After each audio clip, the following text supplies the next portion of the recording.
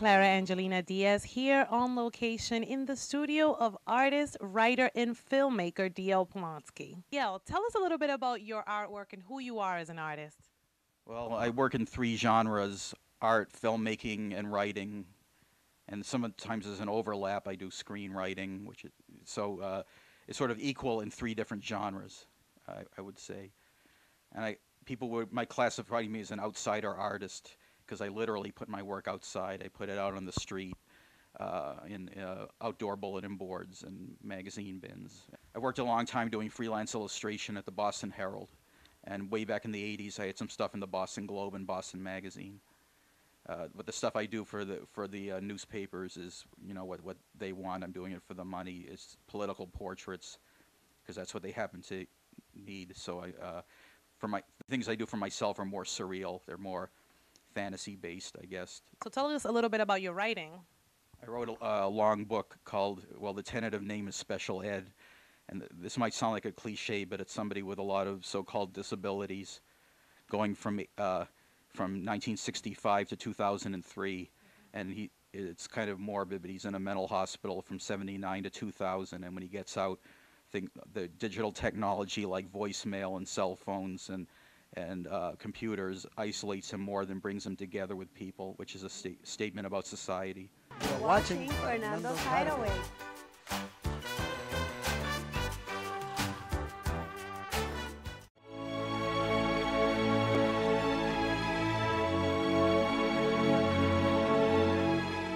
Tell us a little bit about your film. I know you're working on a film right now. Yes. Tell us, what's the name of the film? What was your inspiration for it? When do you foresee it being finished? Very soon. It's been going on for a while, but it does take a while. Filmmaking is a very intensive process. It does take a long time. It's been actually less than a year. I don't really think it's that long, but the actors are always kidding me that I'm taking forever with it. But other movies, Citizen Kane took 2.5 years, and I'm not saying mine is like Citizen Kane, but a lot of movies take a long time. It's the tentative name is a weird name, 1254, half a dozen of the other, because 6 of one is 1254 on the clock, so it's like 6 of one, half a dozen of the other. It's hard to explain, but I might change the name and make it make more sense.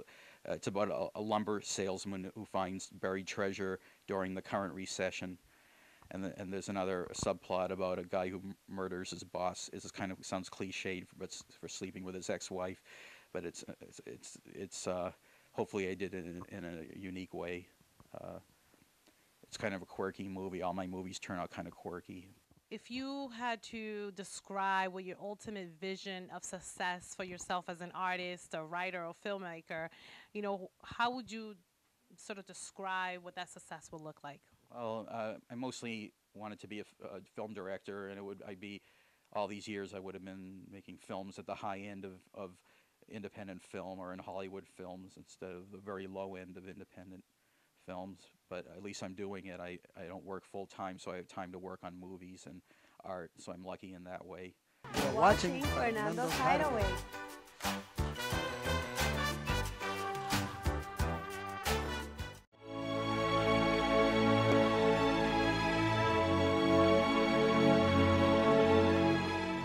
If there was a young person seeing you today that is thinking of, I really want to explore the arts and filmmaking, drawing, and just expressing myself, what type of advice would you give them to move forward? What would be your number one tip for them?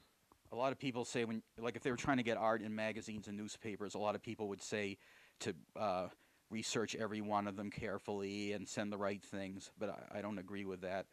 I think you should just send it everywhere. It's just like a flood mass market. The more it's like a crapshoot.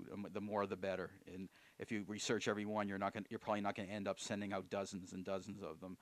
I think you should just try to get fairly close to what they want, if you can do that, and just send out a mass mailing, or now it will be usually a mass emailing of art everywhere, because it's very hard to get your work seen. If Rembrandt was alive today, he might not even get in a college newspaper. It has to be in style, and it's all a lot of it is luck. I know I sound crass, but I know what I'm talking about. I mean, I've gone through this for like decades.